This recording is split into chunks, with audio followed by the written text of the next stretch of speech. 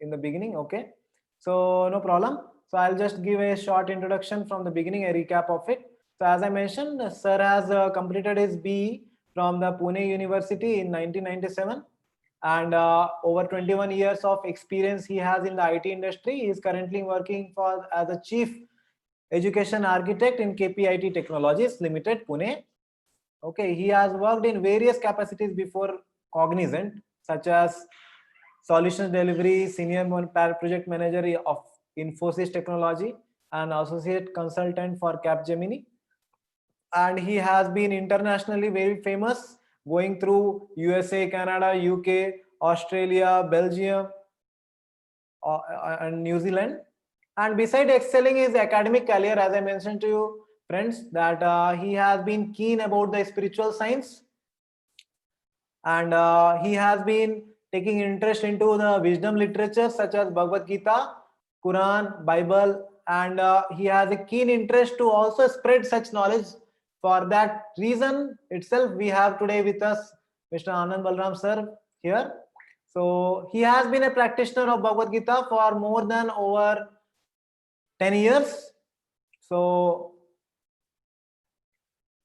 he has been giving seminars keenly over the topics of art of parenting, power of habits, need of values for children, and leadership topics, and especially for school children, youth, and corporates.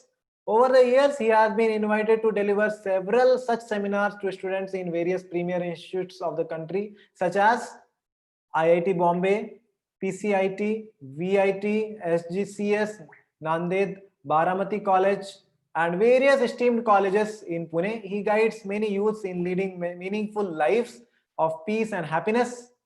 And Mr. Sir Anand Patil sir is a father of 2 children and lives in Pune with his family. And there are a lot of more details about the seminars and the way ahead things, but since we have a very short time today with him, and we would not like to take much of your time to start with, so I'd like to welcome sir over here. So I request all the participants to welcome sir with a loud round of applause in the chat box. And we have here with us sir, so I'm handing over the dice to him. Hope all of you are able to see him as well as the PPT he is going to use. If so, please write in the chat box and the comments box. You are able to see sir as well as the PPT.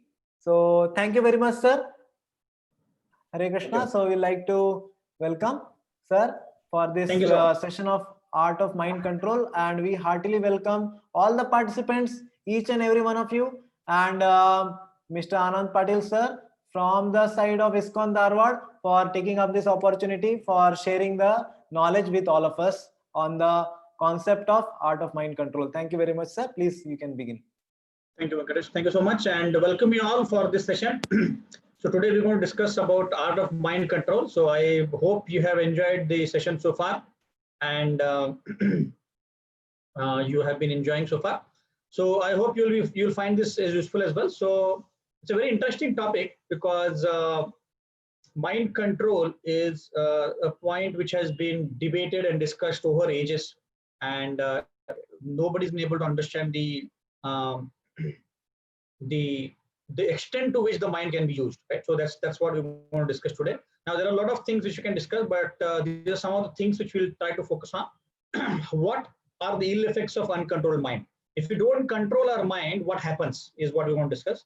Then positive and negative effects of mind, and then finally, what is the solution to that? There are so many problems we know, but what is the solution?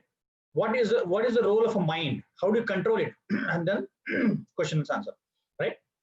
So these are some of the learning objectives which we'll try to address today, right? So now, before we get into the actual mind control, I would like to ask a question. What exactly is a mind? You can use the chat box to type in your comments. But what do you think is a mind as per your opinion? All of us have a mind. All of us think. So what exactly is a mind? So you can use the chat box window to type in your comments whatever you think is right. Don't hesitate. Whatever comes to your mind, just type in there. Don't worry whether it's right or wrong.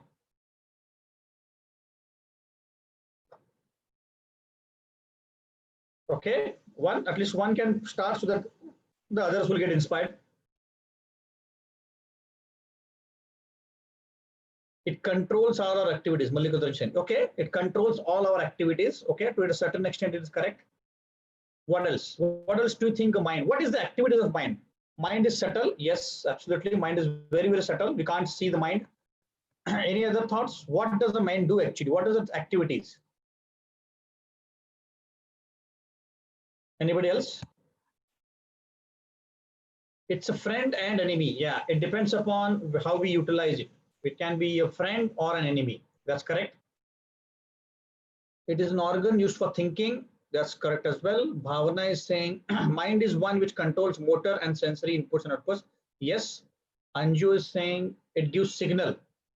Renuka is saying electrical, emotional connection. And Renuka Sudhakar, Dr. Renuka Sudhakar, mind is our power to control our activities. Very good. Yeah, all of these are good thoughts.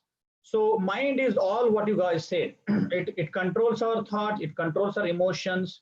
It is something which is having control of all our activities also, right? So let me give an analogy. And this is how the mind looks like. So basically the inner portion which you see in this yellow ink is the soul, which is what we are. The outer section, which is the dotted lines, is the subtle body. And the extreme outermost portion is the gross body, which is what we are. Like we can feel our hands, our legs. That is our gross body. Subtle body is made up of mind, intelligence, and ego, right? Which we can't see, but it's there, right? And soul is what we are, our original self, right? So let's try to understand this more. So this is an analogy by which we can understand. The hardware of a computer is compared to a gross body of a mind, of a body, right? Software is compared to the subtle body, which is mind, intelligence, and ego. And the operator who is operating the computer is considered the soul, right? That's how it is. So gross body, the computer we can see, you can touch. Software is not generally what we can touch. Obviously, we can, the developers know, they can go and code the software. But generally, you cannot touch the software, right? That's how the mind is also. And the operator, the person who's operating the computer is the soul. A very, very simple analogy. So this is how the mind works. The mind actually captures information from the senses. We have got 5 senses, and the senses give information. I'm going on the road and I see a big billboard, and I get to know what is written on the billboard. The eyes take through the information is taken through the eyes, and it goes to the mind, right? And the mind decides what to do about it. If it's a very popular movie, you might get a feeling, "Arey, I need to watch this movie," right? If it's a not so good movie, or you don't like the heroine or the hero, you might say, "Hey, this movie, I'm not going to see this," right? Like that. So these organs, actually sense organs or senses, give the information to the mind, and the mind is going to decide what to do with it, or mind is at least going to think about it. The decision is made by the intelligence, right? Like that, right? So the mind is got 2 elements, conscious and subconscious mind. Conscious means now you are feeling, you are able to see, you are able to feel something, right? That is called conscious. And subconscious means that you don't know, but it is there in the back of the mind. And for example, if you got a house and there's a storehouse in the house, right, or a storeroom. Now you keep on dumping things in the storeroom, right? After a while, there will be so many things in the room. You might not remember, but they're still there. Similarly, you go through a lot of experiences, good things, bad things. They are there in the back of the mind. That's why I call it. It's in the back of the mind, which means it's not in the forefront, but it's there. It's called subconscious mind. It's a storehouse of thoughts. We've got a lot of thoughts. Like it is said that around 70,000 thoughts are coming every day, right? Unfulfilled desires. We are desiring so many things. I want a BMW. I want a big bungalow. I want a job in Microsoft. I want a job in Google. I want to go to US, to Switzerland, whatever it is, right? So many desires are there which are unfulfilled. And there are some previous experiences and as well, good or bad, right? And we keep on accepting or rejecting. We accept certain things, we reject certain things. That's the role of a mind. The mind has so many roles to do, right? Now, but the mind doesn't take a decision on its own. The mind gives the information to the intelligence. The intelligence is the one which will make a decision whether to go or not go. So yes or no. That is the intelligence work. For example, a person goes to a restaurant and a menu card is given to him. Right? Now the eyes are going through the menu card, and the eyes give information to the mind saying, hey, very nice dishes are there. Now the intelligence will say, no, no, no, this is too costly. Don't order this. Right? That's where the intelligence plays a big role, like that. Okay. Okay. Now let's go. Now, as we see, the modern society is, as we are progressing, we are going through so many things in the world. Violence is increasing. Every day you open a newspaper and there will be news about some violence. Unemployment is increasing. Because of this corona, obviously the unemployment is very high, especially in US and other countries. Every day there will be some murders, some suicides, some corruption, somebody going through stress. Stress is considered as one of the biggest disease. So all these things are on rise. Divorces are rising. Recently I learned one lady divorced her husband because, and you'll find it very funny, but this lady divorced her husband because he did not like her page on Facebook. Can you imagine? Facebook page pe like nahi kiya, divorce. That is how the society is going through. They don't know what is happening. They don't know what is happening to the mind. Right? They are taking decisions at the very, very short, tempered. Then there are so many rapes happening, which are because of the so many problems, right? Okay. Drug addiction. Any idea which is the state which is the #1 in drug addiction? You can use the chat window to type your answers. What do you think is the biggest or the state which has got the highest number of drug addicts? Anyone? Maharashtra? No. Punjab? Yes. Punjab is the right answer, right? Punjab is the country, the state which has got the highest drug addiction, right? So that it's a very big problem to solve for them to solve, right? Communal violence is increasing every day. If you can see, communal violence is increasing. Public unrest is there. Something or the other is, creating a problem. Recently in the US, a couple of months back, when there was a lockdown in the US, everybody was coming into streets, especially in Los Angeles, and saying, we want the country to be open. We want the country to be open. And they were protesting, why are you locking us down? And people are saying, hey, there is coronavirus, you'll get infected and you'll die. They say, we don't care whether we'll die or not, but we just open it up. We want to enjoy. They are going to parties, they're going to beaches, and they're enjoying. That is public unrest everywhere. Wars. China and India are at the brink of a war, right? Somehow, I think somebody, they are keeping resilience and tolerating each other. That's how it is, right? India and Pakistan, anyways, it's a continuous story, right? Even now, Nepal has joined the party. I don't know what has happened to them, but they're also joining the party. So war is inevitable, Terrorism is at a rise. Pakistanis are, raising people. They are brainwashing people so that they can be terrorists in India. They're sending them to, kill people. That's also on the rise. Steadily, everything is rising. You can see, I remember when I was a small child, I hardly heard these so many problems. Well, there were problems, but these problems have now increased, right? They are not small problems now. They are increasing day by day. In fact, Times Magazine poll says the biggest problem in the society is crime and lack of morality. Lack of morality means people are not having values. People are giving up values, and crime is also another problem, right? You can see this chart. The number of people in state prison in US are increasing day by day from 1995 to 2000 year. You can see number of people are increasing. In fact, US has one of the biggest budget to keep people into the out of the jail. They want to rehabilitate people, but very difficult to rehabilitate people. So many people in the jail. Number of gun sales are increasing, which means people are insecure and they want to protect themselves. Murders are increasing, right? Average number of rapes, which are reported in Africa, 33,000 in a year. A child, when it grows from 5 years to about 15 years, right, it watches 8,000 murders on the television or on the mobile or on wherever it is, right? And a child watches 1 lakh acts of violence, which means they're watching either a serial or a movie or whatever it is, and so many acts of violence, somebody coming and killing anybody. So for the children, when they're growing up, it is normal. They're thinking, "Hey, this is normal." You come, you stab somebody, kill somebody, or shoot somebody. This is normal. That's why you'll see in the US, you people are taking guns, going in a school and sabko maar rahe. Why? Because this is what they have been watching since the childhood, and they're now thinking this is normal. Ye karna hai. Because they're mentally unstable, they don't get the love of the parents, and that's why they're doing it. Right? That's what is happening. Now you might say, नहीं यार, इसमें कितना क्या serious होना? बच्चे कुछ TV देख रहे हैं, उसमें क्या है?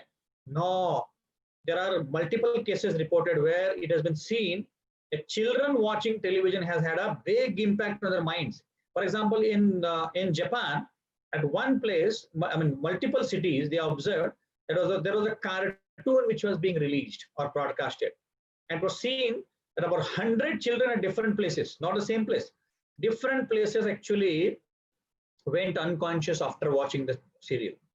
And when they were investigated, found that the cartoon was, acted in such a way, cartoon was relayed in such a way that children got hypnotized and they fell unconscious. So it is a serious matter. You might think, no, what is so big deal about this TV? No, it is having an effect on the mind, because whatever you see, whatever you hear, whatever you speak, everything is going in the mind. The mind is taking it all, absorbing, and it is thinking this is good, this is bad. No, it is making up decisions. European Union, so many people are drug addicts. Number of divorce cases in the US, Canada, Denmark, and this is only for people who get married. There are people who are not even married. For them, it's a big number, right? Now, this is again average suicides, and Maharashtra is the #1 suicide state in India. At least it was in 2014. I don't know which is the state now, but nothing to be proud about. The point here is, are we really advancing in the right direction?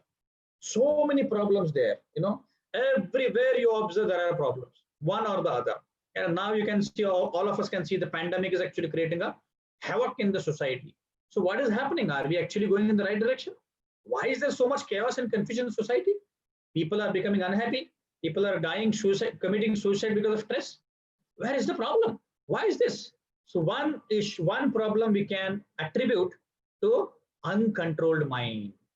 People's mind is not controlled. That is one major problem because of which there are so many issues. Right? That is one of the root causes. There are obviously multiple other root causes that basically people are going in the wrong direction and so on and so forth. But we'll just try to address one issue today. People's mind are not under control. There is depression, stress, madness, loss of trust, so many problems because senses are disturbed. You're looking at the mobile, you're looking at the internet, you're looking at the computer. So the mind is always thinking, kuch na kuch to chahiye. A person cannot sit peacefully at one place without doing anything. If you're sitting, then he'll look at the mobile. Kuch message aaya, WhatsApp message aaya, right? Then you are thinking, otherwise you'll do something else. You'll watch TV or you'll go on the mobile, on the internet. Kuch to chahiye man ko. That is how the mind is. Fickle mind and lusty intelligence. Fickle mind means mind is not sitting in one place, right? Like that. Now, this is what it is creating problems. So what are the actions due to uncontrolled mind? No, if a mind is uncontrolled, people take to alcohol, people take to drugs. They think, daru piyenge to man shant ho jayega. Does it happen? No, in fact, it actually agitates more, right? You will see, observe that people who drink, they create problem for family members. They create problems for others. They drink and drive and then they kill people, right? And then they open organizations like Being Human, right? So that is what is happening. People are drinking, people are taking to drugs, people are quarreling, and it is creating more and more problems. I'll tell you a real life story. One time, there was one person in the US, and he used to stay in a particular town, and he had two kids. One was 7-year-old and one was 11-year-old.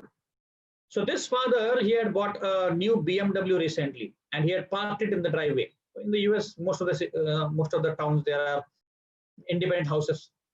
So they had a driveway where he had parked it, and he was sitting inside, and the children were inside as well. After a few minutes, the children came and said, Dad, if you want to go and play outside. He said, okay, but make sure, do not touch the car, do not scratch the car. And the children said, yeah, absolutely, we'll not touch the car. And half an hour passed by. Both children were playing outside. After half an hour, the elder one came inside. Dad. The dad said, what happened? Dad, younger one scratched the car. As soon as the father heard, younger one scratched the car. His blood started boiling in. He didn't know what to do. He was getting enraged. He called his elder one, call the younger one at once. And as soon as he shouted, the younger one came inside. He didn't know what to do. He was, really afraid. I don't know what my dad is going to do me. And he was, in a total case of, being frightened. And the dad looked at him and his anger boiled and he started really getting more and more angry. He took whatever came to his hand and hit him on the right hand. Tender boy, just 7-year-old. And his hand got fractured. Blood started coming out of the hand.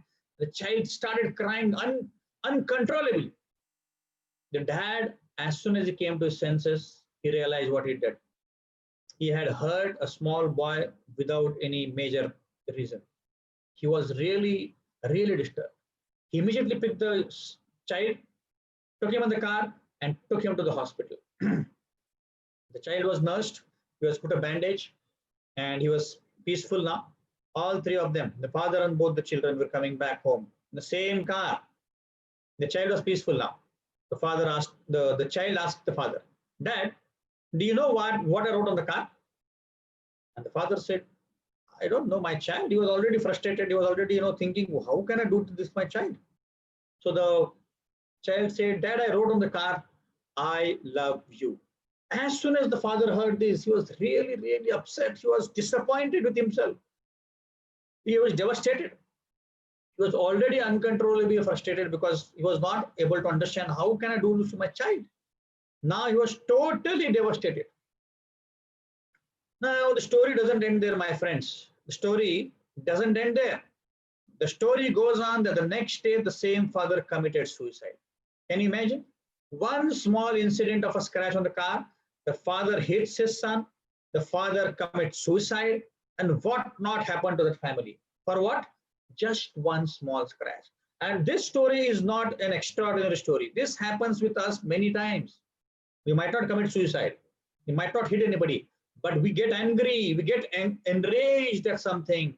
Things are not going as per my wish. Nobody is listening to me. Why are you not listening to me? This is what happens to us. We're enraged, right? And we're thinking, kya chal raha hai? Why is nobody listening to me? And our anger comes out, and we're thinking, wow, what am I going to do with this person, right? Then people take to alcohol. People think, daru piyenge shant ho jayega man, right? So people are thinking by drinking alcohol it can solve the problems. But does it happen ever? By drinking alcohol, problems can be solved? Not at all. Not at all. In fact, the problems get worsened. And people drink alcohol, they think, everything is peaceful now, and they start doing things which are really not sane. They are not sober. And when they get addicted, like there is the institution called as Alcohol Anonymous, which means that people, when they get alcohol, they are so much addicted, they have to be counseled and helped to come out of it. It's very difficult to come out of this habit, right? And people think, oh, daru piyenge to mast ho jayenge, I'm so happy. That's what they think. They think all worries are gone. No, but the worries are postponed. It's like, ostrich, when the enemy is trying to chase an ostrich goes in the beach and it puts his neck into the ground and it's thinking, abhi mera enemy chale gaya. Does it happen? No, not at all. It is the same story. One time, there was one person who wanted to demonstrate something. So he took 2 glasses. In one glass, he took water, and in another glass, he took beer. And he poured one insect in both glasses. So the insect in the water glass, the glass which had the water, it was, very peaceful. It was floating in the water. And the insect in the glass which had alcohol, it immediately died. So he said, what do you learn from this? He was asking the audience. So one person said, I'm going to tell you. I'm going to tell you. So he asked, yes, you tell. And this person said, what I understand from this experiment is, दारू पीने से पेट के सारे कीड़े मर जाते हैं, इसलिए रोज थोड़ा पीना चाहिए. Now this is the state of a person who is an alcoholic. Alcoholic person, it is said, the mind is the mirror of the world, which means whatever you think is what you see in the world. So he's thinking, yeah, दारू पीने से कीड़े मर जाते हैं, right? So when you drink alcohol or when somebody drinks alcohol, it is like a monkey. Mind is like a monkey. It is always going from one point to another. It is never be in one place. So the mind continuously goes from one point to another point. And if you imagine, if you give alcohol to the monkey, what will happen? It will be totally crazy. It will not behave properly. That is the situation of our mind. The mind is actually thinking continuously, going from one point to another. And quarrels are the order of the day today nowadays. Any small thing and there will be quarrels. Anything and there will be quarrels. Quarrels are already there, continuously happening, right? Nothing new about them, right? One time, one father called his son and he said, "Come here," and he started beating him. And then his wife came and said, "Why are you beating him?" He said, "I'm going to out of the town tomorrow." He said, "So?" And his exam results are going to be there in day after tomorrow. So then why are you beating him today? Because I'm going tomorrow out of town, I'm going beating him in advance only. I know what his exam results are. So that is the situation of the mind. People are behaving crazy. Crazy people are behaving. That's the situation of the mind, right? Like that. So now, how can be there peace and happiness in this situation? It cannot be. Very difficult, right? Very difficult to have peace and happiness in such situation. The only way we can do that is by controlling our mind. So how do we control the mind? But before we do that, or before we understand that, let's try to understand another question. So if I ask you the question, who am I or who are you? What will be your answer? You can use the chat window to type your answers. What will be your answer if I ask you, who are you?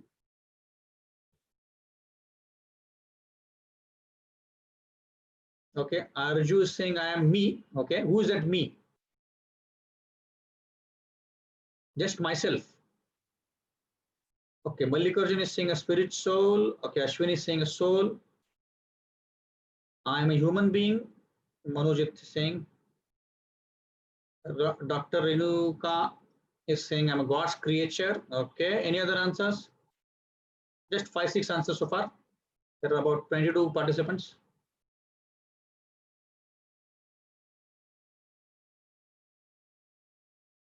Yes.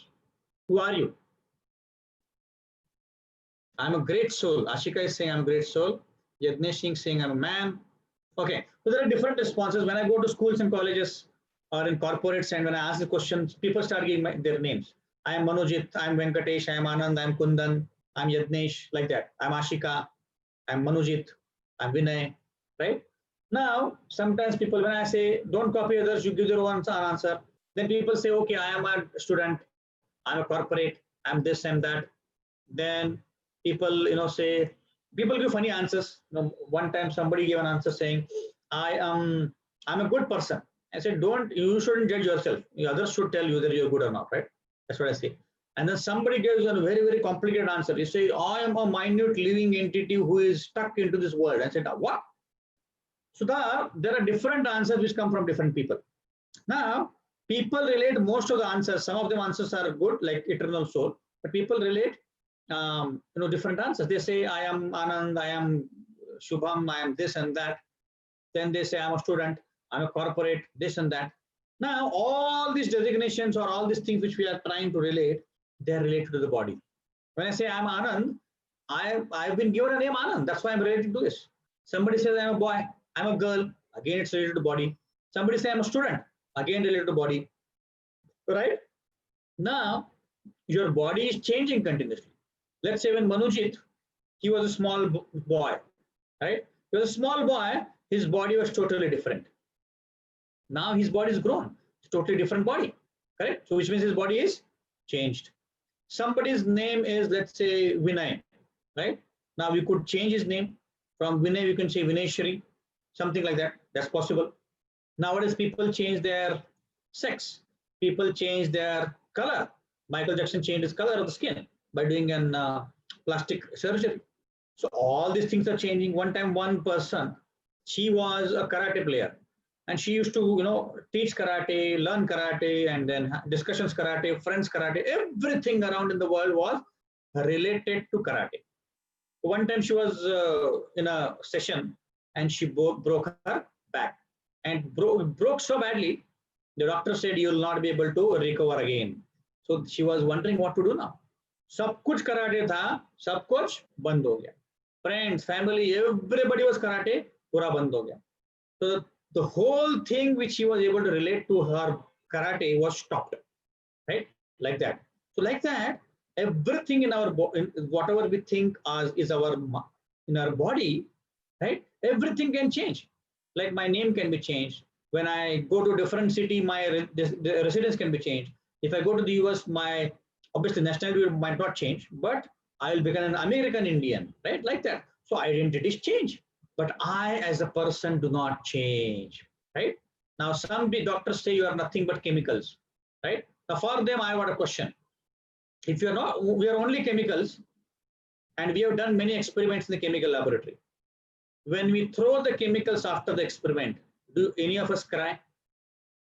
Hydrochloric acid, do we cry? Not at all. Why should we cry when we throw chemicals? But then when our near and dear ones pass away, we cry? Definitely we cry. We cry because we have got some feelings. From that, we can understand that human beings are not only chemicals. Obviously, we have got chemicals in our body. That's how our body is actually digesting food, by using hydrochloric acid. There is citric acid. There are so many acids. There are so many chemicals in our body, right? No wonder. Nah? But the point is, we are not only chemicals. What are we?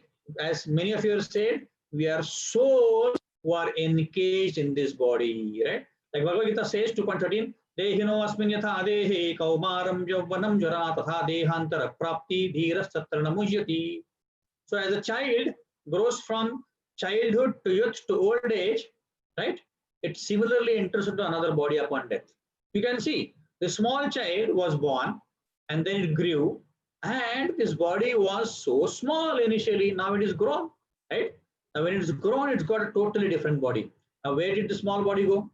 It has grown, which means it has changed. Even in this life, we are changing bodies.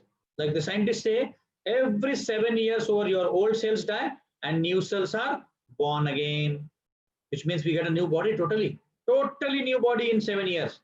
To the extent, by the time this session finishes and you go back home, or you're already in home, but you close down the session, you would have had some cells die and some cells would have born, right? Obviously, there is a particular time for cells to die and be born. I'm not a doctor, so I don't know accurately, but the doctors can tell. Every day, some cells are dying, some cells are actually born. That is what is called the, what do you call? That's how the body is actually recovering, and it is getting fresh, right?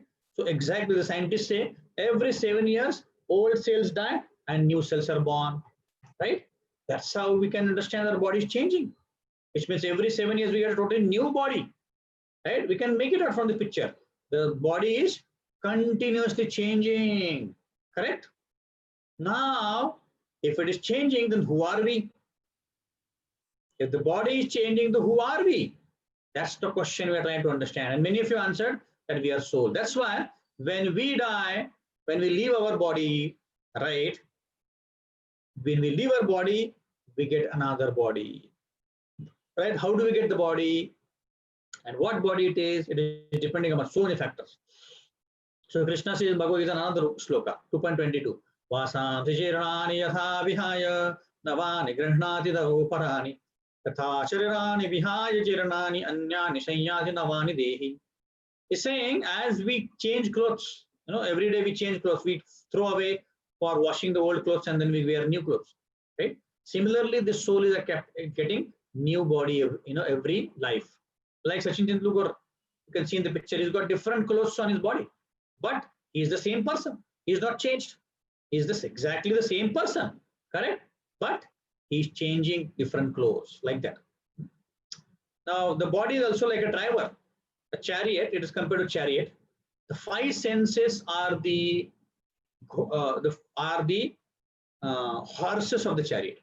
The mind is the reins, the intelligence of the driver, and the soul is the Actual.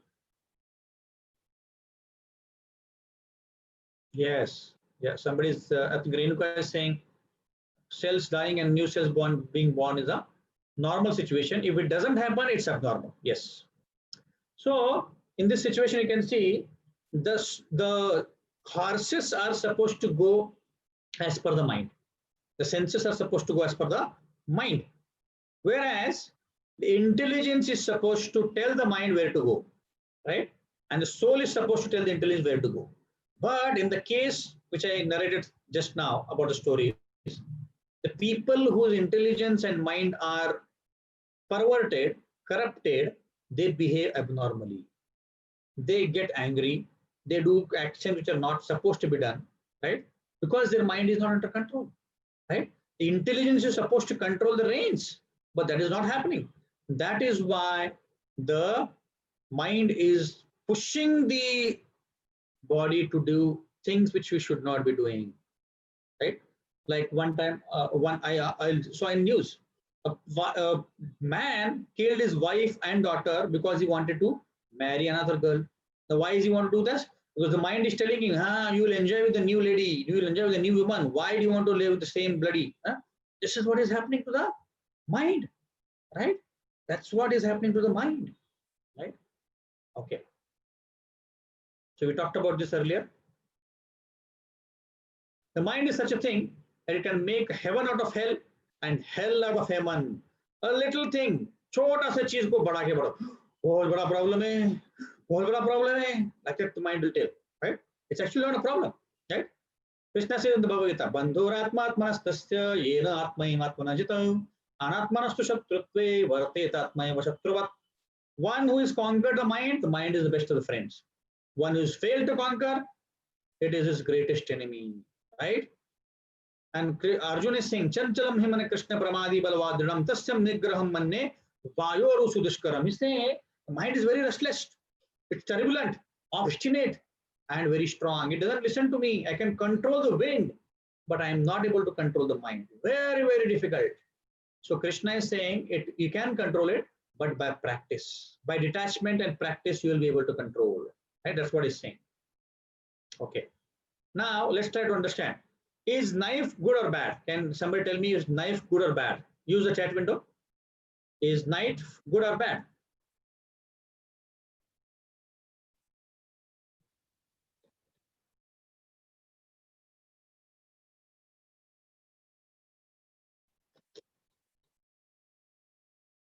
Okay, Dr. Renuka is saying both.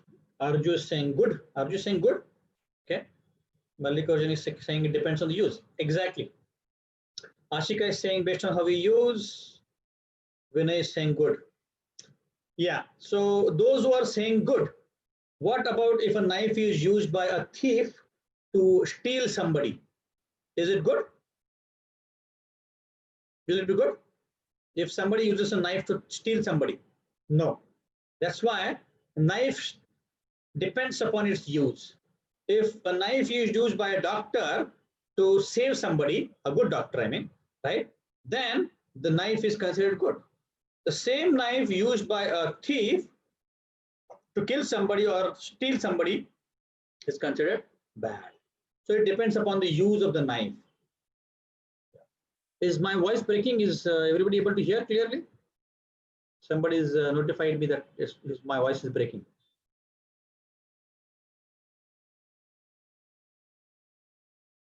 Can others confirm whether my voice is clear?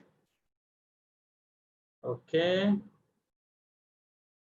Yeah, I think Manojit, you might need to check your internet connection because others are able to hear clearly. Okay, so depends upon the use. The knife can be good or bad. Similarly, the knife mind is also good or bad depending upon how we utilize it, right? So we have seen so far that the mind is the one of the causes of uncontrolled actions of people. The person who killed, who committed suicide, the person who hit his son, right? People who actually beat each other, people who go as terrorists, their problem is their mind is not under their control. A person who is alcoholic, right? The mind is not under control. That is why the problems are there in society. That's why the number of crimes are rising. That's why the number of problems in the society are rising, because the mind is not under control. So what is the solution for that? Let's try to understand a few solutions, right? Let's see. The techniques for controlling the mind. The first thing is, do not allow the senses to wander in the wrong direction, right?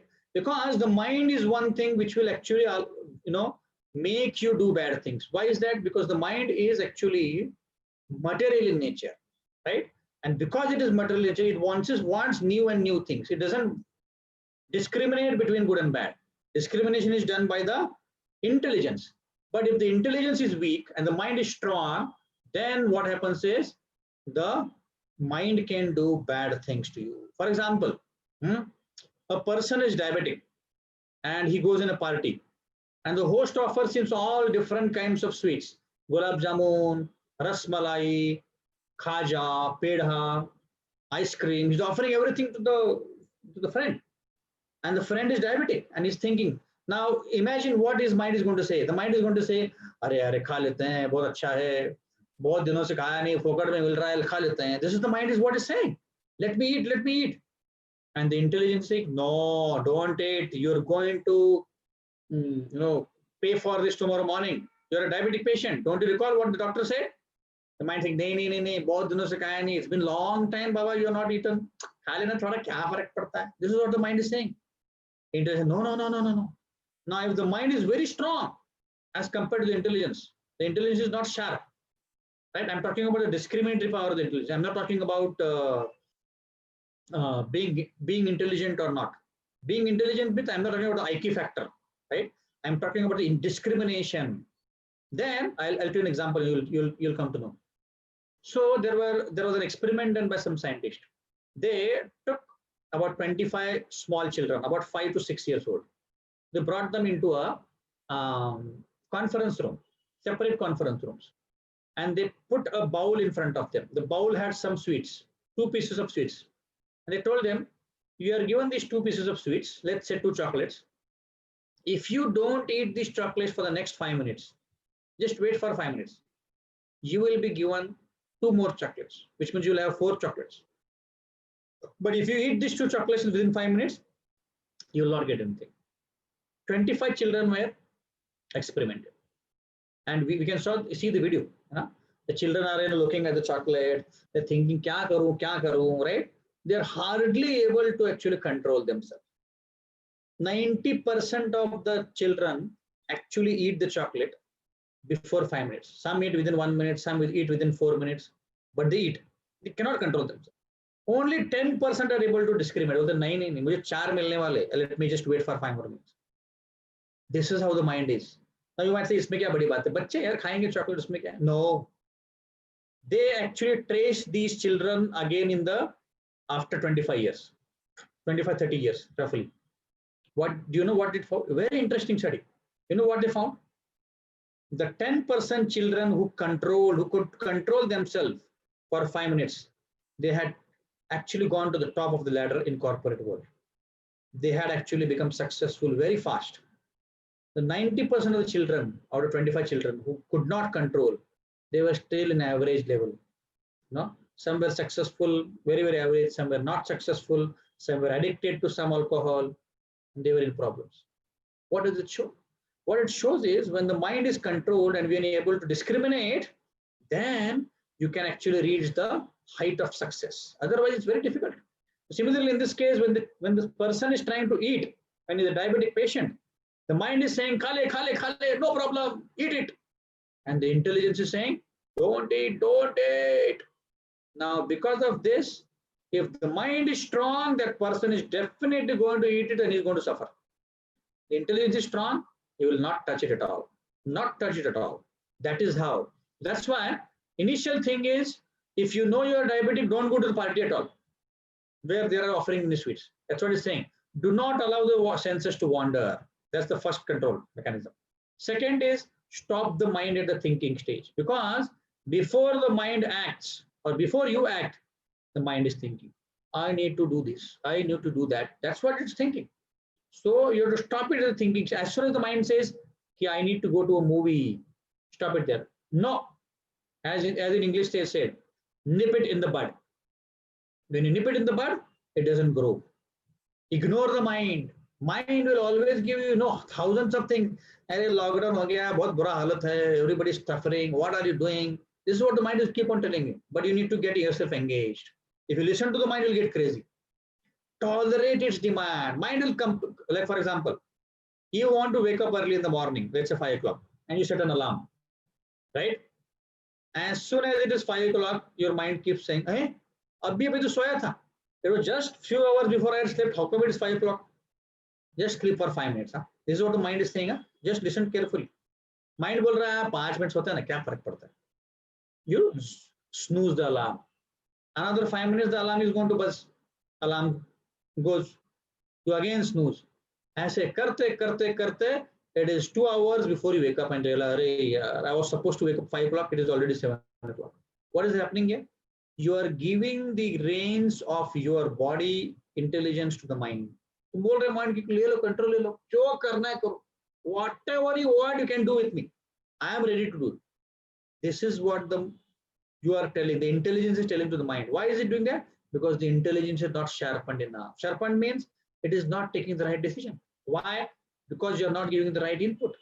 If you, before going to bed, if you tell the mind, I want to wake up at 5 o'clock, no matter what, because I have to study, because if I have to do this, I have to do yoga, I have to do mantra meditation, I will get up, and you don't bother me, with this. Then the intelligence is sharp. As soon as you wake up, for example, if you have to go to, let's say, out of country, and you have to catch a flight which is early in the morning, right? And you have to be there 3 hours before. Let's say the flight is at 6 o'clock. You have to be there by 3 o'clock. Now you go to bed at 9 o'clock in the night, and you have to wake up at 1 o'clock because you have to reach by 3 o'clock. Does the mind say, nahi, soja, koi farak nahi pada? No, the intelligence is fully awake. Intelligence says, hey, kya kar rahe? It's already 1 o'clock. You have to get to the airport by 3 o'clock. What are you doing? And you immediately wake up. It's exactly like that. This state of mind or intelligence you want to have every day. Then the mind will listen to you. Otherwise, the mind will never listen to you. You're sitting on the sofa and you already watched one movie, and somebody puts on another movie, and you're thinking, "Arey, I already wasted 2 hours. What should I do?" The mind is like, "Kuch farak nahi pada. Sunday aaj movie dekh le. Kuch farak nahi pada." And the mind will sit there, and the body will sit there, and you'll just keep watching, and you'll have wasted another 2 hours. That is what the mind is. Mind wants to do material things, something change. So tolerate its demand. Listen to intelligence. Intelligence will always tell you the right thing. Mind will tell you the wrong thing. Look before you leap. Don't just do it. No matter how much Nike says, just do it. No, don't just do it. Think before you do. Right? That's the second technique. Now, our actions become impressions. Impressions becomes thoughts, and thoughts become again actions. Which means, I'll give a very simple example. You'll understand. A person is addicted to thievery. He's stealing. So he goes to a house, raids the house, takes away all the jewels, electronic items, and money, and flees. Now he's got about 1 lakh rupees in a day, and he's thinking, "Arey, wow, mast hai ye to. 1 lakh रुपए मिल गया एक दिन में ही, कुछ करना नहीं पड़ा, हाँ, कुछ भी नहीं करना पड़ा. IT वालों को भी इतना नहीं मिलता एक दिन में. मस्त है अपना तो." Now he took an action that became an impression in his mind that this occupation is very nice. I can go in the night and I can make money, 1 lakh rupees at least in one day. Very nice. That becomes his thoughts, and he'll again do it.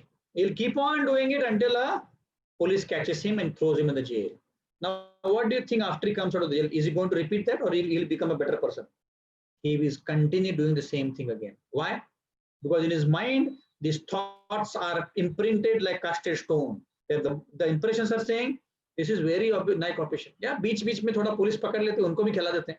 That is what the mind is thinking, right? And this becomes a habit for the person, right? So our power of thoughts depends upon what we think, right? There are positive thoughts, negative thoughts, necessary and waste thoughts, right? So why does the mind think negative? The mind thinks negative because we feed it negative. It is called the GIGO principle. Garbage in, garbage out, right?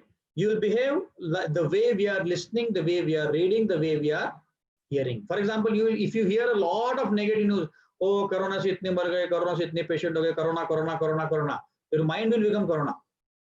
Your mind will keep thinking, Arey bapre, I will die anytime. There was one person who was admitted in the Mumbai hospital. He had only fever and cough. That's all. So he went to the hospital, and the doctor said, "Look, we are actually going to check you for COVID, but tomorrow afternoon we'll get the report. You just stay in the hospital. If you have got COVID, we will continue with your treatment. If you don't have, you can go back home." So he was staying in the night. Akela tha hospital mein. Obviously, there are nurses and other patients. But in the room, he was alone. And his mind kept saying, if I have COVID, my friends will not accept me. My relatives will not accept me. My roommates will throw me out. My society members will throw me out. Nobody is going, and that is what is happening in anyways nowadays, right? He was started getting afraid. And in mind started continuously playing. It is very difficult. I might die by COVID, this, that. That night, this fellow committed suicide. Because the mind started playing havoc with him. Then the next day, the doctors came in, they brought the report, and they found this guy was negative. This is what the mind does. If you keep on thinking, taking negative things, the mind will act in a negative way. That's why I'm going to suggest a very simple solution. This is a four-letter formula, A, B, C, D.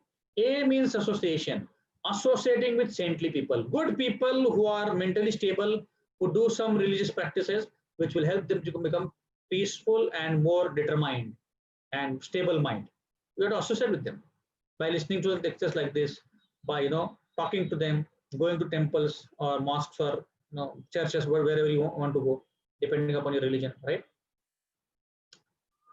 Then, second is read books like Bhagavad Gita, Quran, or Bible, right? Because these books give you confidence, they give you values, they give you meaning of life. Why should I live? What is my goal of life? Why have I come here? Who is God? What is my relationship with Him? Why am I suffering? All this is coming from these valuable books, Bhagavad Gita, Quran, Bible. Chant the holy names, like I've been doing mantra meditation for the last 12 years, right? I chant Hare Krishna, Krishna Krishna, Hare Hare, Hare Ram, Ram Ram, Hare Hare. This is what I chant for about 12 years. I've been doing that.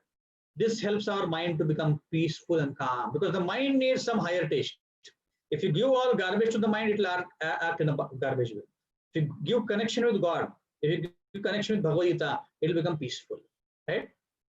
D for diet. You should have a very good diet. We recommend sanctified diet, vegetarian diet. Sanctified means we offer it to the Lord. Vegetarian help because then our mind becomes much peaceful. When we eat non-vegetarian food, then it becomes there is some amount of violence involved in the non-vegetarian food. That's why our mind becomes chanchal, right? And obviously we'll talk more about it in the coming sessions whenever we discuss that. But this is what we recommend: A, B, C, D. Association of saintly people, reading good books like Bhagavad Gita, chanting Krishna's name or holy names, and diet. If you maintain these four, your mind will become peaceful and calm. It will not be agitated, right? That's the second one. Regulate your life. Regulate your life means you should have a good disciplined life, right? Basically, we'll say what time do you wake up in the morning? Waking up early in the morning is very, very helpful to your body. If you wake up 1.5 hours before the sunrise and perform some yogasanas, mantra meditation, or some religious activities, that will keep you very, very strong for a number of years. I don't know if you've seen this video, but there's a lady in Kerala or Tamil Nadu somewhere who is 120 years old, and she's been doing yogasana from her birth or from her childhood, and she's never visited a doctor. Why? Because she's got the habit of waking up early, doing pranayama and yogasana. You do that, your life will, your body will be perfect. You'll never have to go to a doctor. Corona bhag jayega sab dur. You have to wake up early in the morning. Do mantra meditation, do yogasanas, read some books like Bhagavad Gita. You will be ready to fight the world in the daytime, because there will be so many problems in the day. You cannot go away from the problems, but you can be strong. Like, for example, when we eat, when we have some good antibiotics, not antibiotics, but precautionary measures, right? Which will make your body strong. Like they talk about having solution of ginger and haldi and mira and so many things, right? That keeps you in the body really, really strong. Good antibodies in your body, right? Similarly, when you chant, mantra meditation, when you read Bhagavad Gita, it will make you strong internally. No matter what problems come, you're not shaken by them, right? That is what it is. Eating on time, eating good food on time. It should not be that one day you eat at 10 o'clock, then you're 2 o'clock. No, have a regulated eating habit. Eating also means that before sunset, you should have had your dinner before 7 o'clock, because body is actually being made and designed such a way that when it's sunset, you should try cooling down and going to, what you call retire to the bed. That is what you should start doing it. If you have your dinner at 9 o'clock, 10 o'clock, when you will sleep? 11 o'clock, 12 o'clock is very, very problematic for the body. You should go to the bed before 10. That is how the Shastras talk about. Regulated life. Go to bed before 10, wake up at 5 o'clock or 4 o'clock, whatever suits you. Then your health will be perfect, right? Eat before 7 o'clock. So the body actually has enough time for it to digest. And when you go to bed, your body will be in a perfect position. No problems with indigestion, right? That's how your life should be regulated. Also, regulation means you should take care of your physical body. As I said, exercises, body, intellectual quotient, which is basically reading Bhagavad Gita, thinking a lot, right? Then emotional quotient, being sensitive to others, being merciful to others, being compassionate to others, trying to help others. And fourth is spiritual quotient, taking names of Krishna or holy names, right? Reading Bhagavad Gita. This is spiritual quotient. It has been scientifically proven people who perform some sort of religious activities, they live longer and a peaceful life. Unko tension nahi rehta. Otherwise, everybody else is in tension, right? Step 4, understand the meaning of books like Bhagavad Gita. We talked about it. Associate with spiritual people. Association means discussing with them in Bhagavad Gita. Why are there so many problems in life? Why is somebody born in Ambani's family and I am born in Patil's family? Why is that? Aisa kyun hai? We will discuss that. These things help you to understand the philosophy of the world. Why am I suffering? Ye kyun problem hai, Baba? My mind is troubling me, my body is troubling me, my friends are troubling me, my wife is troubling me, my husband is troubling me. Aisa kyun hai? Try to understand. Who is God? Why is he troubling us? Is he really troubling us or anybody else is troubling? Try to understand. Discuss this philosophy with the spiritual people. That will help you to understand the bigger picture of life, right? Like that. So you can purify your senses by listening spiritual tapes, going to temple, taking deities darshan, and having kirtan at home. That will have your clear intelligence, cool mind, and everything will be peaceful. Otherwise, our mind will always be uncontrolled. It will go haywire and it will not know what to do, right? That's how it is. So mind will always be difficult. I'll give an example and then we'll close. There were two people. Both of them are good friends. Started their education or schooling same time. They were in the same class, same teachers. Started playing cricket same time. Started playing in international Indian cricket same time. One was a left-handed, one was a right-handed. One became very famous, one did not. Can you name these two people? Use the chat window to name these two people. One was left-handed, one was right-handed. One became famous, one did not. Sachin is the right-handed. Who is the left-handed? Yeah, it is not Vinay Kambli, it is Vinod Kambli. Yeah, perfect. Now, just observe these two people's life. Sachin Tendulkar and Vinod more or less had the same talent. In fact, at one point of time, it was said that Vinod would actually overtake all the records. That's what it was predicted. So now, why did Vinod not get successful? Because when he was successful at a point of time, he took to bad habits. He started going to pubs. He started associating with waitresses, associating with bad girls, right? That's how his mind became polluted and he became uncontrolled. That's why he started behaving in an improper way and he fell down. But you don't see the same with Sachin.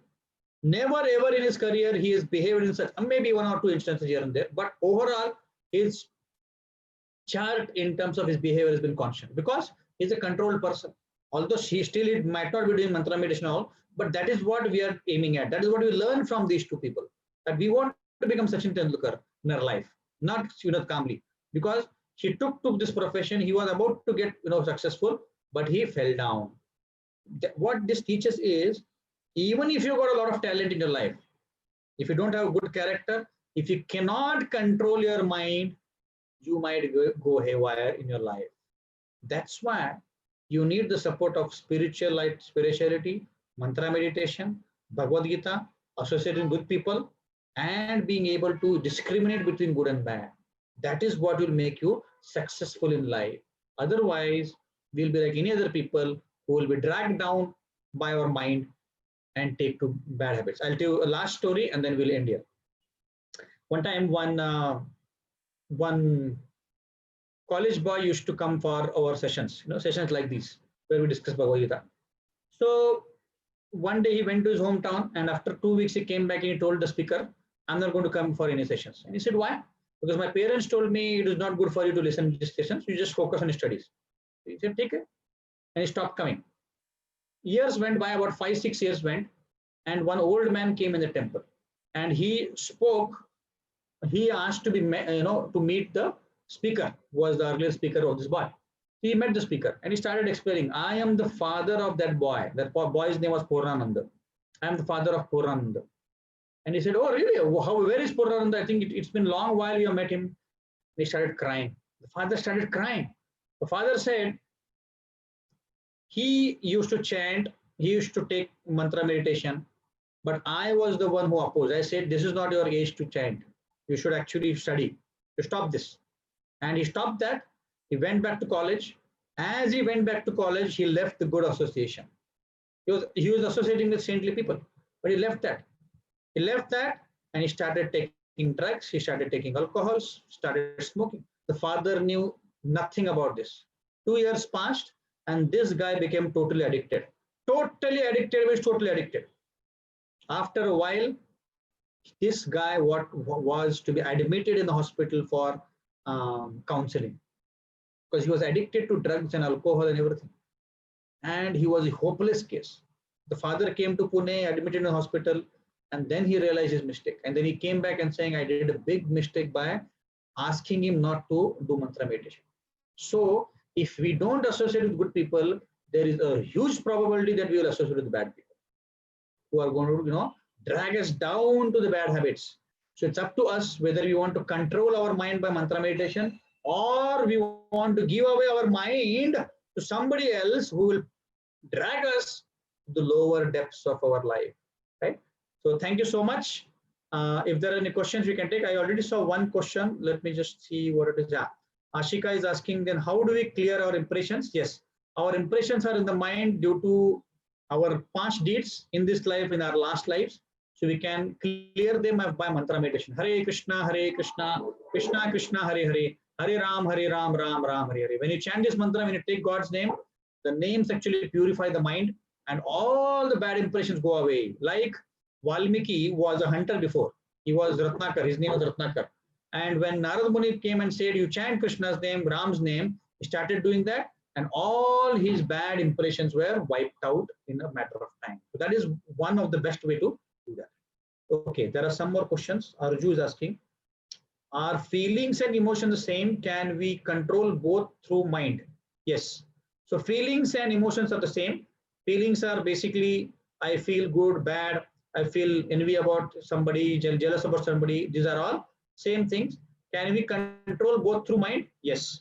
We can control both through our intelligence actually. The mind is where the emotions are, the feelings are. So the intelligence can tell the mind. For example, you go in a college or you go in a party and one of your friend doesn't talk to you because of some reason, right?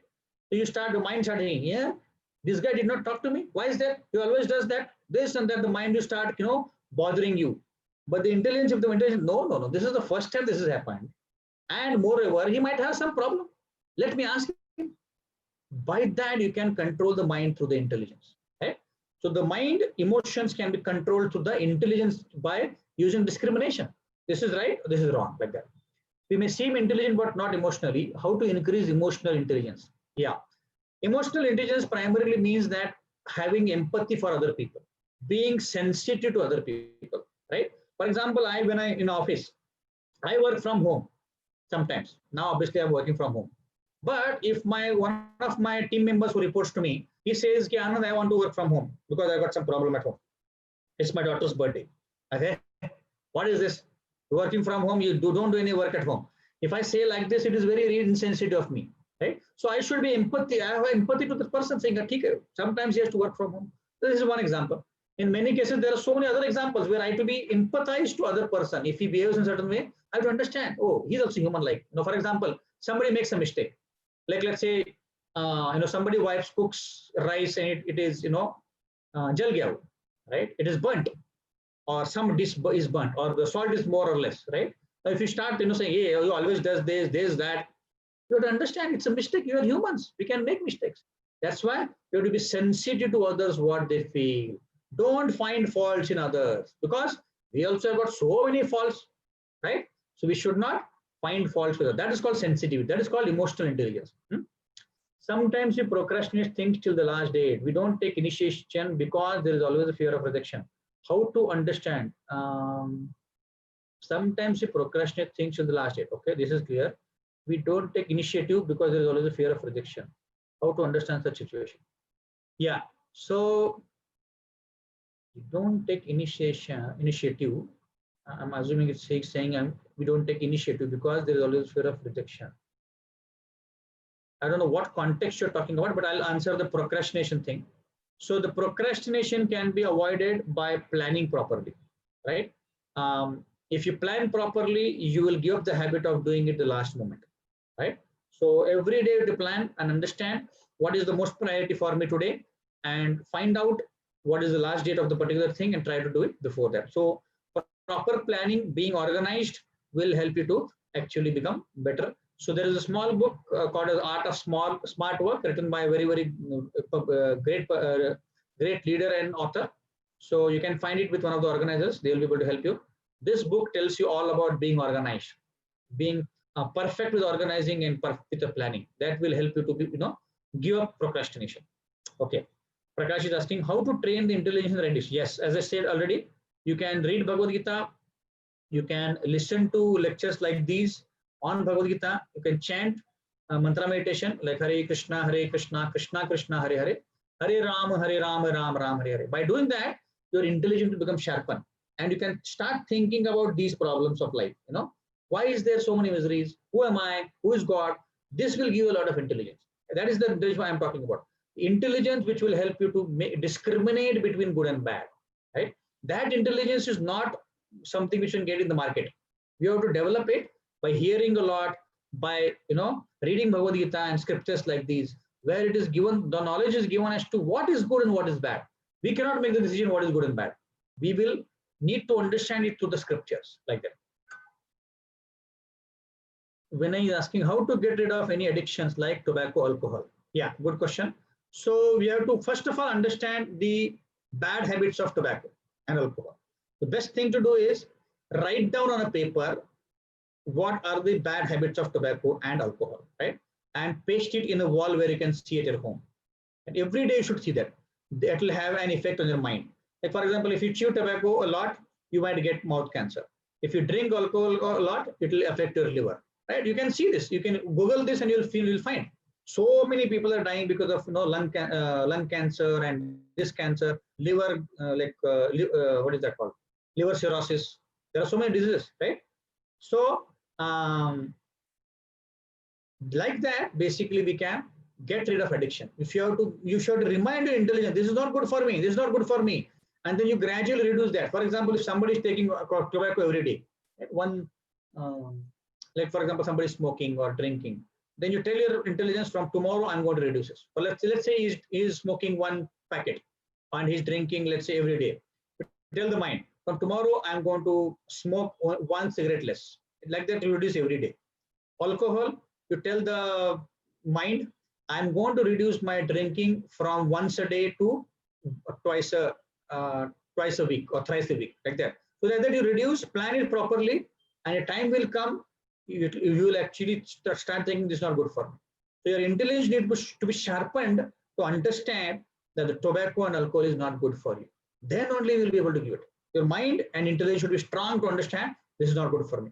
The more you remind your mind and intelligence, the more you will think of giving them. Okay.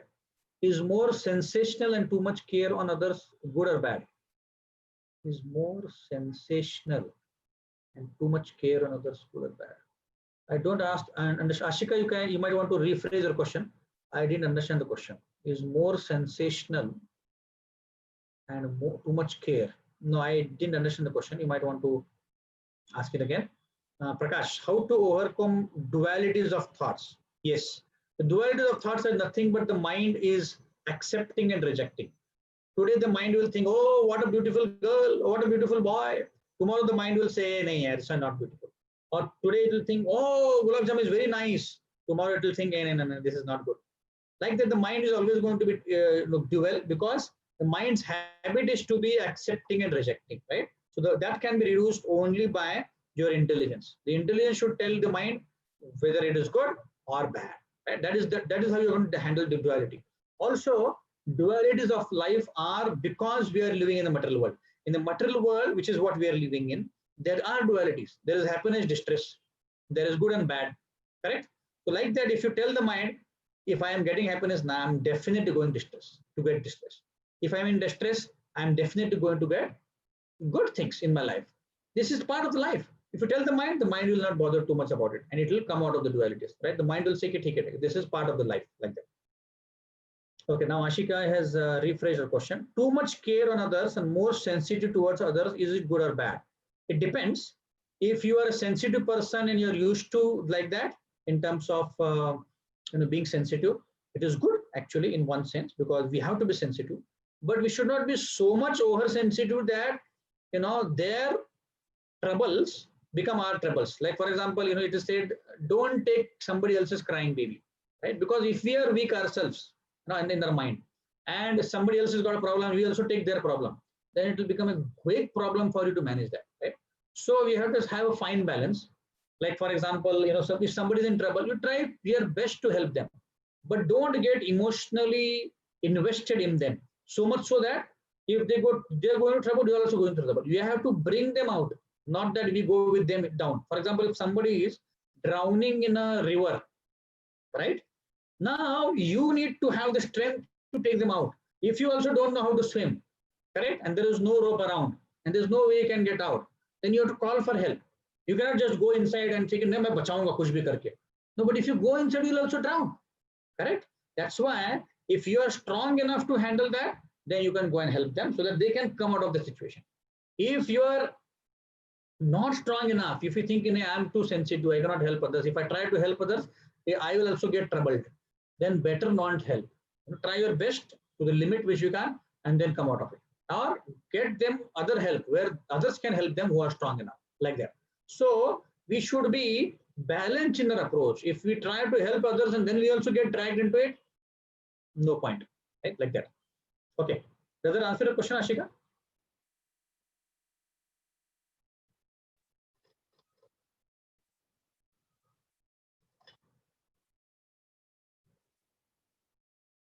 Okay. Any other questions?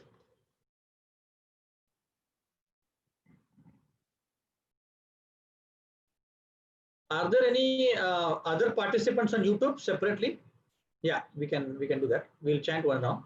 But are there any participants on YouTube which are not here on Zoom? Okay, if that, then we can check with them if there are any questions. I don't know how you can do that, but you can check on the chat window. They might ask a question. Okay. Meanwhile, would you all like to chant one Hare Krishna Mahamantra with me? We can do one round so that you know how to chant. It's a mantra meditation which I've been doing. Is it okay with all of you? If you want, you can just type in yes. If you don't want, you can say no. So we are going to do one chanting of Hare Krishna Mahamantra. In case you want to, you can just say yes in the chat window. I have got only 2 so far. If you get 10, then we can continue, which means we got majority. So we got 1, 2, 3, 4, 5 so far. 6, 7, 8, just 2 to go, and then we start. 9, Yeah, so those who are on the YouTube, you can, if you have any questions, you can type it in the chat window. Those who are logged in through YouTube, you can put it in the chat window, live chat in the chat window. Okay. So Arju is also asking, Arju, I get a lot of thoughts in the mind. That is not normal. Don't worry. Everybody gets. No doubt, all are good. But I'm not able to stop my mind. I'm becoming very impulsive and restless. Yeah, mind is restless. As I said, Arjun is saying himself. Chanchalam himana Krishna pramadi balvadridam tasyam nigraham manne vajo rusudashkaram. He's saying it's mind is impulsive and restless. So don't worry about too much about it. Try to control it by mantra meditation. So if you are too much inflicted by that, you should increase your chanting. If you are already chanting, if you're not, then we are going to chant one round now. You use that to chant every day. That will keep your mind, occupied or calm. Now, if it still doesn't work completely, try to engage the mind in a positive way. For example, do something which is positive. The mind is always going to think when you're idle. Idle mind is devil's workshop. So when you're idle, it will keep on thinking something or the other. So better engage it in some good things. For example, reading Bhagavad Gita or doing some sort of activities. That will keep the mind calm, peaceful, and it will be engaged. If the mind is not engaged, continuous thoughts will be there, something or the other, like that. Okay. So now I think we got 11 acceptances. So we'll start the mantra meditation. So please repeat after me. We'll probably chat for about 3-4 minutes and then we'll stop. So please chant after me. I'm going to chant one more mantra before that. It's kind of a mantra to take permission from God that we are chanting this name. And if there are any offenses from our side, we please forgive them. So please chant after me. Jai Shri Krishna Chaitanya Prabhu Nityananda Shri Advaita Gadadhara Shiva Sadhi Gaur Bhaktarunda. I'm just typing this in the chat window just so they could remember. Jai Shri Krishna Chaitanya Prabhu Nityananda Shri Advaita Gadadhara Shivas Adi Gaura Bhakta Vrinda. So this has to be chanted before you chant the Hare Krishna Mahamantra. Just once. That is the mantra which will take permission from the Lord and it will avoid any offenses. Now we chant the mantra. So you can chant with me at your own place so that we don't disturb the session. So don't unmute your lines. Chant with me. Hare Krishna, Krishna Krishna, Hare Hare, Hare Rama, Rama Rama, Hare Hare. Hare Krishna, Krishna Krishna, Hare Hare, Hare Rama, Rama Rama, Hare Hare. Hare Krishna, Krishna Krishna, Hare Hare, Hare Rama, Rama Rama, Hare Hare. Hare Krishna, Krishna Krishna, Hare Hare, Hare Rama, Rama Rama, Hare Hare. Hare Krishna, Krishna Krishna, Hare Hare, Hare Rama, Rama Rama, Hare Hare. Hare Krishna, Krishna Krishna, Hare Hare, Hare Rama, Rama Rama, Hare Hare. Hare Krishna, Krishna Krishna, Hare Hare, Hare Rama, Rama Rama, Hare Hare. Hare Krishna, Krishna Krishna, Hare Hare, Hare Rama, Rama Rama, Hare Hare. Hare Krishna, Krishna Krishna, Hare Hare, Hare Rama, Rama Rama, Hare Hare. Hare Krishna, Krishna Krishna, Hare Hare, Hare Rama, Rama Rama, Hare Hare. Hare Krishna, Krishna Krishna, Hare Hare, Hare Rama, Rama Rama, Hare Hare. Hare Krishna, Krishna Krishna, Hare Hare, Hare Rama, Rama Rama, Hare Hare. Hare Krishna, Krishna Krishna, Hare Hare, Hare Rama, Rama Rama, Hare Hare. Hare Krishna, Krishna Krishna, Hare Hare, Hare Rama, Rama Rama, Hare Hare. Hare Krishna, Krishna Krishna, Hare Hare, Hare Rama, Rama Rama, Hare Hare.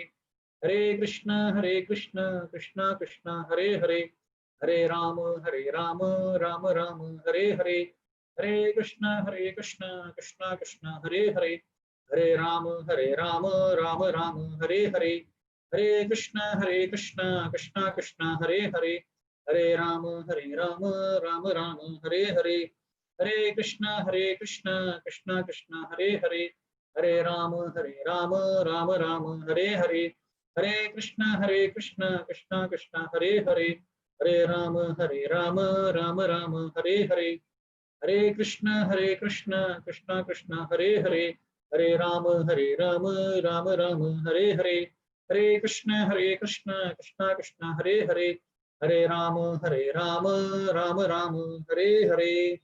So I stop here. Are there any questions on the YouTube channel? Organizers?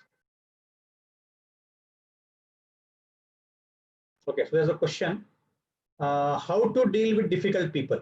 Give some practical tips. Yeah, so there will always be difficult people in our life. That is because we have done certain things in our past lives. That is big reason we are actually getting these people in our life. So to deal with difficult people, multiple things can be done. Try to understand what their weakness is. If somebody is really difficult, they'll definitely have a weakness. So try to use that weakness. For example, somebody has a weakness for food. Somebody has got weakness for, many people have got many weaknesses. So try to deal with that. That's one. Second is you should be tolerant with these people. When you're tolerant, then you will be able to whatever they do, you tolerate as much as possible, right? That is how you can deal with them. You be good with them. You be tolerant. You be good with them as much as possible. Now, after a particular stage, after certain stage, if you can't handle them, then stay away from them. Right? So try these three things. If it doesn't work, stay away from them as much as possible. Now you might say, no, my boss is very difficult because he is, he is very demanding.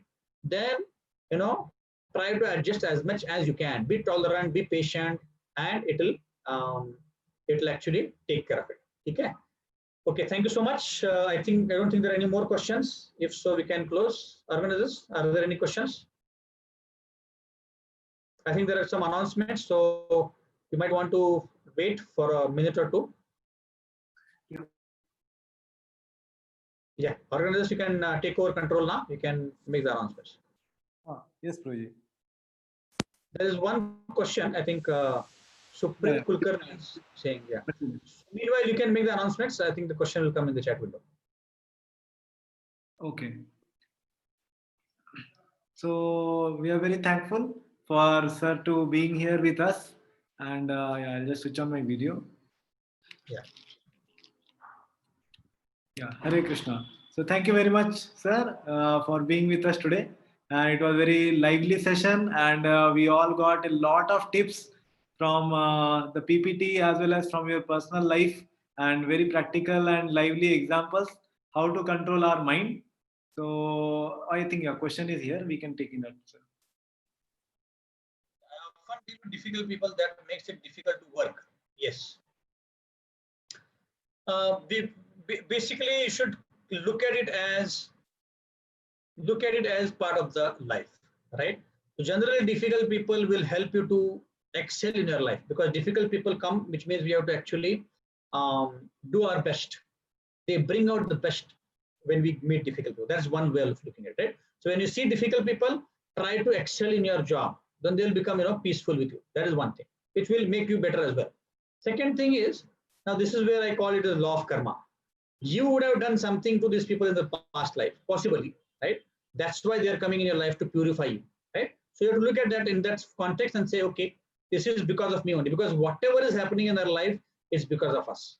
We've done certain things in our past lives or in this life, which is coming back to us. Right? You do good to people, you will get good. If you do bad to people, bad will come to you. That is how it is. Nobody is being treated unfairly in this world. God is, very just. It's just that we are getting whatever we have done in the past. These will be discussed in more details in the future sessions. But just so that you can understand, just keep those two things in their mind. One, this difficult person is actually making my, he's improving my job, improving my work. That's why he's really good. So thank him. Second, he is come in my life because because of my own deed. right? I would have done something in the past life. That is why he is actually come in my life. So think in that way and just thank God and continue, because whatever happens in our life, it happens for the good. That's how it is. Okay. I hope that answers the question, Suprit. So yes, I'm asked to be. So basically, we are going to have a few more sessions in the next few days. They are going to be on Bhagavad Gita. It is called the Essence of Bhagavad Gita.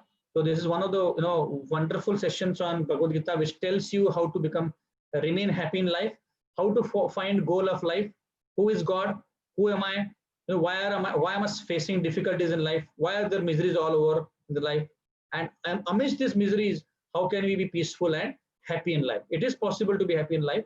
Don't think that distress is part of the life. Obviously, in the material world, distress is part of life.